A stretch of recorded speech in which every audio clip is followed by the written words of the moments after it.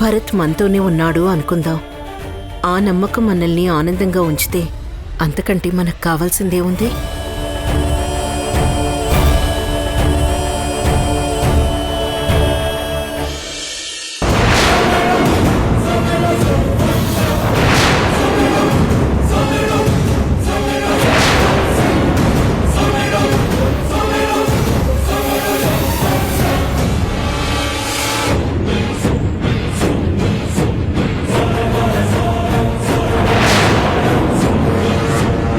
ఇదేంటి వీళ్ళు ఇక్కడున్నారు? అనవసరంగా గుడికి తీసుకొచ్చాను. ఇప్పుడెలా?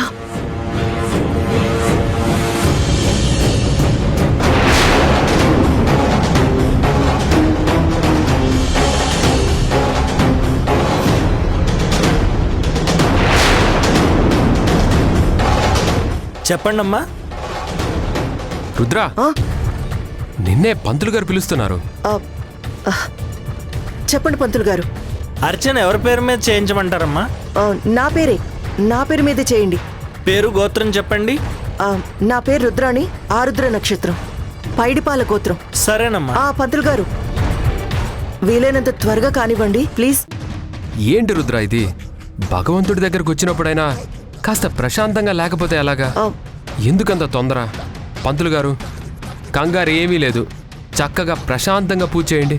అర్చనతో పాటు అష్టోత్తరం, సహస్రనామాలు అన్నీ చదవండి. బేషుగ్గా నాయనా. మీ పూజ మొదలు పెట్టడానికి కొంచెం సమయం పడుతుంది. ఈలోగా మీరు గుడి చుట్టూ ప్రదక్షిణ చేసి రండి. అలాగే పంతులు గారు, పద.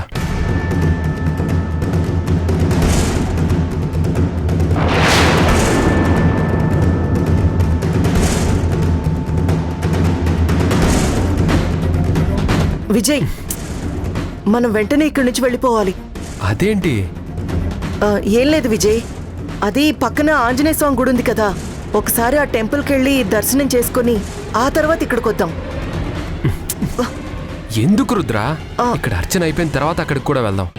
అది కాదు విజయ్, ఆలస్యం అవుతుందని చెప్పారు కదా పంతులు గారు, అందుకే ముందు వెళ్ళి అక్కడ దర్శనం చేసుకుని ఆ తర్వాత ఇక్కడికి వద్దాం. రా రా. అలా ఒక చోటుకి వచ్చి ఇంకొక చోటికి వెళ్ళడం కరెక్ట్ కాదు. ఆయన ప్రదక్షిణలు చేయమని చెప్పారు కదా, కాసేపు ప్రదక్షిణలు పూర్తి చేసి వెళ్దాం, పద. అది కాదు విజయ్. దా విజయ్,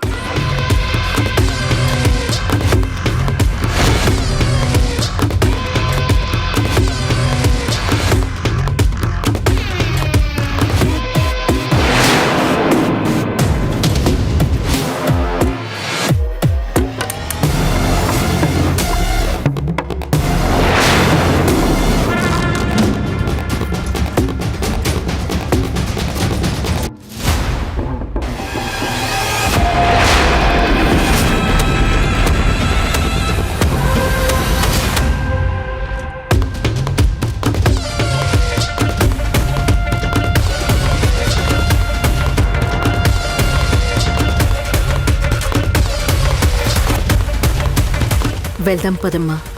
ఇంటి దగ్గర పాప ఎదురు చూస్తూ ఉంటుంది. త్వరగా వెళ్దాం పద. అత్తయ్య, ఇంత దూరం వచ్చాం, పక్కనే ఉన్న ఆంజనేయ స్వామిని కూడా దర్శించుకుని వెళ్దాం అత్తయ్య.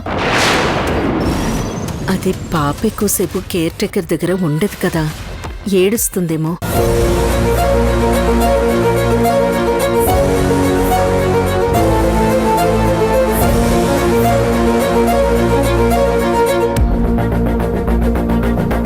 ఈ గుడికొచ్చిన ప్రతిసారి ఆంజనేయ స్వామి దగ్గరికి వెళ్ళడం నాకు భరత్ గారికి అలవాటు అత్తయ్య. ఆయన లేరు కదా అని అలవాటు మార్చుకోలేనుగా. ఒక్కసారి వెళ్ళి అలా దర్శనం చేసుకుని వెళ్ళిపోదాం. ఎంతసేపు? మహా అయితే ఒక అరగంట, అంతే కదా. సరేనమ్మా, వెళ్దాం పద.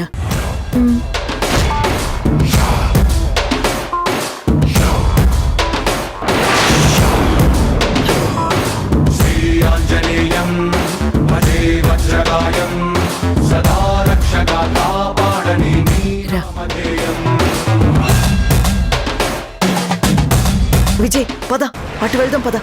ఏంటి రుద్రాణి, ప్రదక్షిణలు చేయకుండానే వెనక్కి లాగుతావేంటి? పద, ప్రదక్షిణలు కంప్లీట్ చే. అది కాదు విజయ్, మనం ఆల్రెడీ 2 ప్రదక్షిణాలు చేశాం, ఇది 3వది చేయకూడదు. పద వెళ్దాం పద. ఏంటి నీ చేతస్తాం? భగవంతుడి దగ్గర 2 చేస్తే ఏంటి, 3 చేస్తే ఏంటి? భక్తితో ఎన్ని ప్రదక్షిణలు చేసినా ప్రదక్షిణ కౌంట్ కాదు, ఎంత భక్తిగా చేసావన్నదే ముఖ్యం. రుద్ర పద. వద్దని చెప్తున్నాను కదా విజయ్, ఈ ప్రదక్షిణలు ఆపేద్దాం. సరే, ఇలా సగంలో ఆపేస్తే ఎలాగా?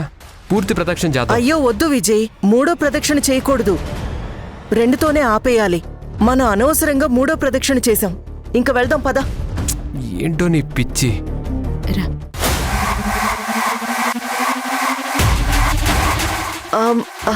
హ, సరే పద వెళ్దాం. నీకేమన్నా పిచ్చా? ఇప్పుడే కదా 3వ ప్రదక్షిణ చేయకూడదు, వెనక్కి వెళ్దాం అన్నావు, మళ్ళీ ప్రదక్షిణలు అంటావేంటి? అది అప్పుడు అలాగే అనుకున్నాను, కానీ భక్తితో చేయడం ముఖ్యం, కౌంట్ ముఖ్యం కాదని నువ్వే చెప్పావు కదా. అది విన్న తర్వాత నీ లాజిక్ కరెక్టే అనిపించింది. అందుకే వెళ్దాం రా. అసలు నీ పిచ్చి ఏంటో నాకేమీ అర్థం కావట్లేదు. పద.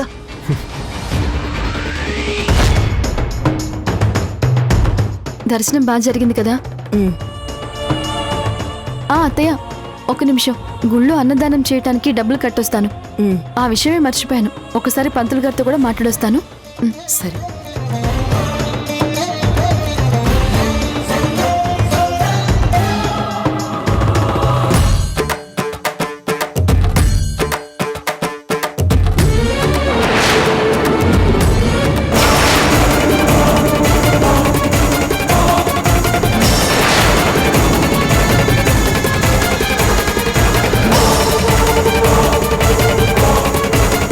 ఏమండి ఏమండి ఏమండి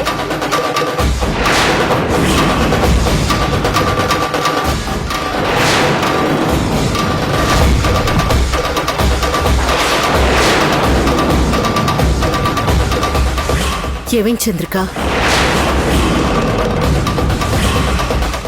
అత్తయ్య, మీ అబ్బాయి.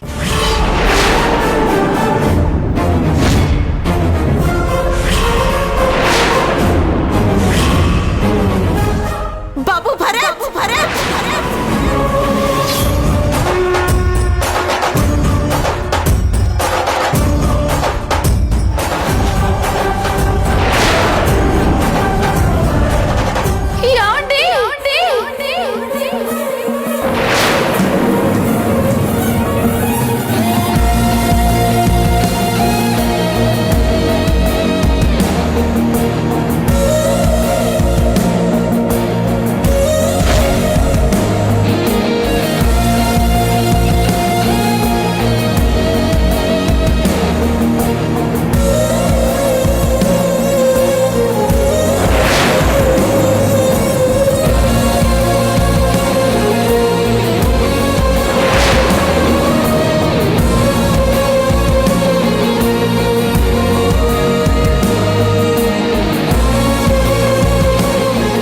ఏమండి?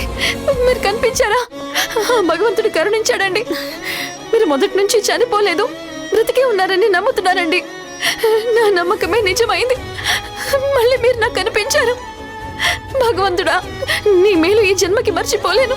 నా భర్త నాకు దక్కించావు స్వామి. నీకేమైనా పిచ్చా? ఇతను ఎవరనుకుంటున్నావు? నా భర్త, నా భర్త, నా భర్త.